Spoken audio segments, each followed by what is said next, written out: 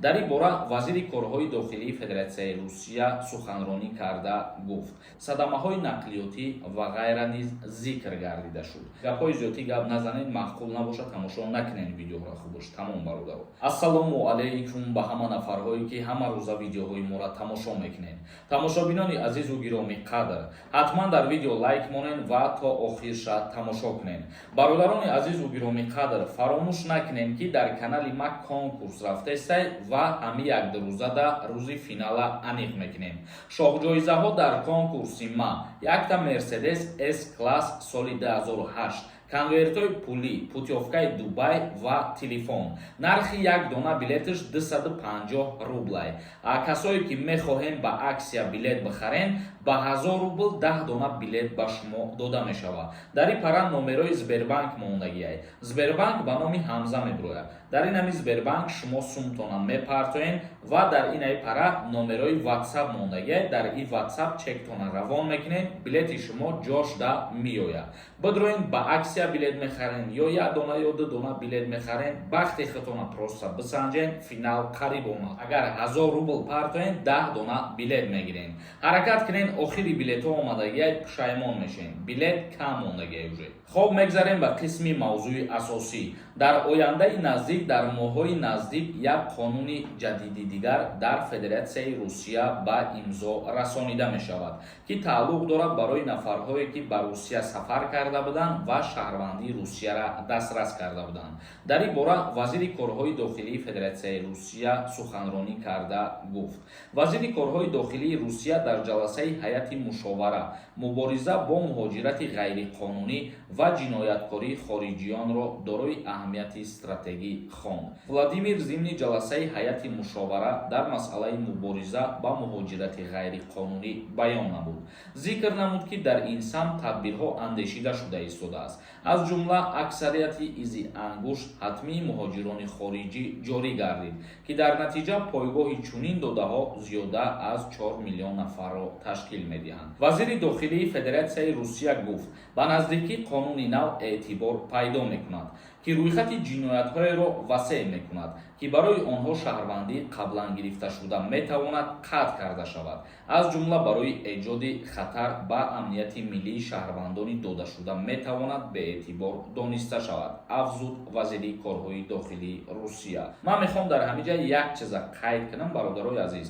ҳар рӯз ман видео мепартом, информатсияҳои нава ки ба муҳоҷирон тааллуқ дорад пешниҳод мекунам ва бисёри нафарҳо бигӯем претензия мекунанд ки барои чӣ ҳар рӯз қарори нав, қонуни нав мебирояд.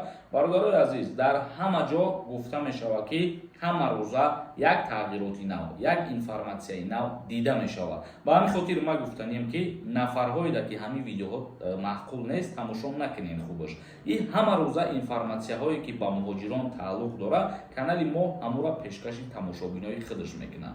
Ва ҳозир мо дар ин ҳамин мавзӯъ гап задем, боз як бори дигар ба шумо нишон медиҳем.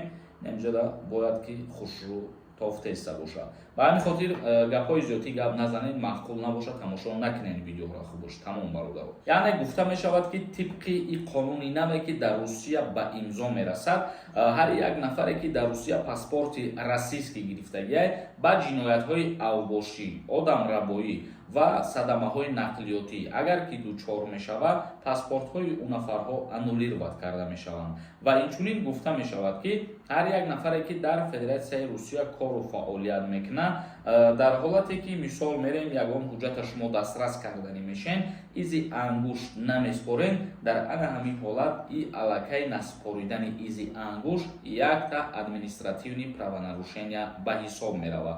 Дар ҳар куҷое ки документатсия тайёр мекунанд, аз инҷа пас мақсад маҷбурияй изи ангушт споридан ва сурат хай ба мисли ҳар вақта ҳамара сурат мегиранд. Ва боз инчунин Федератсияи Русия оиди ан ҳамин қонуни нав қайд карда гуфт ки ҳар нафаре ки парвандаи ҷиноӣ нисбаташ оғоз мешавад, нафарҳое ки шаҳрванди хориҷӣ будан баъдан омадан паспорти расистӣ гирифтанд, ҳар нафаре ки агар ягон ҷиноят содир кунад, яъне ки парвандаи ҷиноӣ оғоз ки шид, паспорт аннулировад мешавад.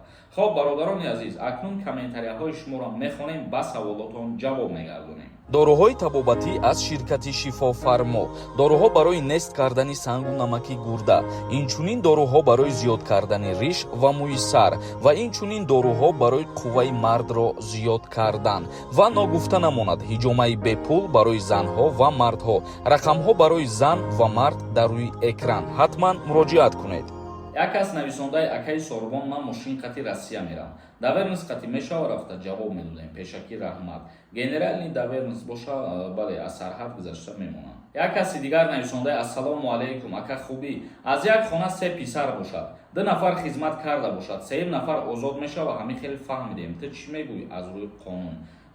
Не, дар ягон ҷо ман нахондам ки ҳамин хеле гуфта шуда боша. Ҳар нафар ба рости худаш меравад хизмат мекунад. Эмомиддин нависонда: ассалому алайкум ака мегуфти финали конкурс кай баргузор мешавад? Ҳамин призота як бори дигар номбар мекардӣ.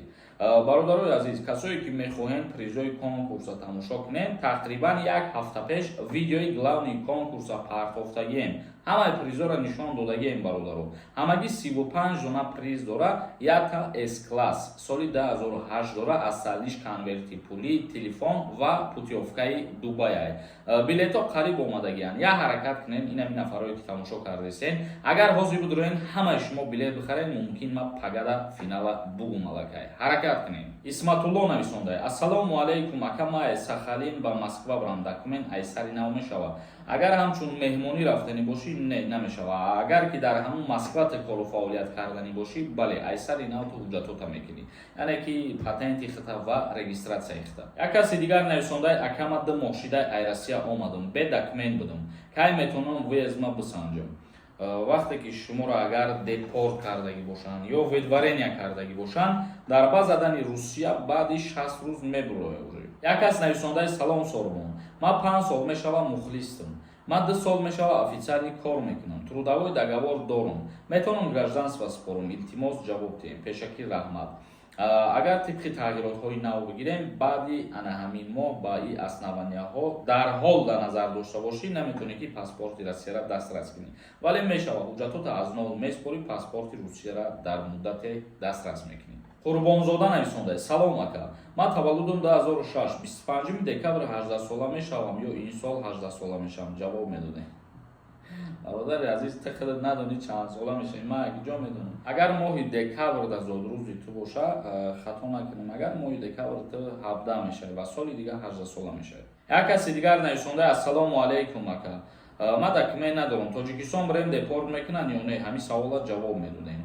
вақте ки шумо дар таможни контрол қарор мегиред, аз шумо агар патент, регистратсия ва мигратсиони карта ҳамин чизоро бипурсанд ва шумо надошта бошед ки пешниҳод кунед, дар ин ҳолат мекунанд депортатсия. бале, дар ҳолате ки ҳамин чизоро напурсанд, агар ҳам печат бизананд, паспорта бигзар бигӯянд, не, ягон мушкилӣ намешавад. беҳрӯз нависондай: салом Сорбон, кадоме вича гирифта сирхшам гирифта метавона основания қатъия? бале, кадоме ки пеш ай ҳамин тағйиротҳои нав ҳуҷҷат споридагӣ буд ба основания, во метавонанд бе ягон проблема мегиранд. касое ки баъди ҳамин моҳ ҳуҷҷат спориданӣ мешаванд, ин касо дигар иҷозат дода намешавад. тамошобинони азизу гиромиқадр, ба ҳамин навори имрӯзаро ҷамъбаст мекунем. то видеоҳои дигар, худованд ҳамаи мо шуморо нигаҳбон бошад.